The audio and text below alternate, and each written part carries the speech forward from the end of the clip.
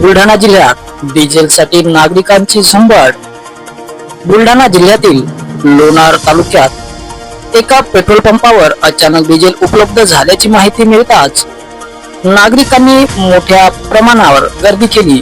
अनेक दिवसांपासून इंधन टंचाईचा सामना करणाऱ्या नागरिकांनी डिझेल मिळवण्यासाठी एकच धाव घेतली।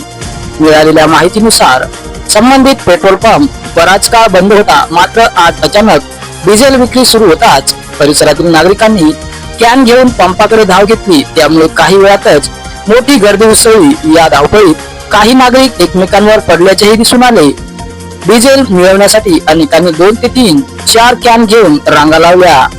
परिस्थिती काही काळ नियंत्रणाबाहेर गेल्याचे चित्र पाहायला मिळाले। दरम्यान प्रशासनाने अशा परिस्थितीत योग्य नियोजन करण्याची गरज व्यक्त होत आहे। नागरिकांना सुरळीतपणे इंधन मिळावे यासाठी उपाययोजना करण्याची मागणी केली जात आहे।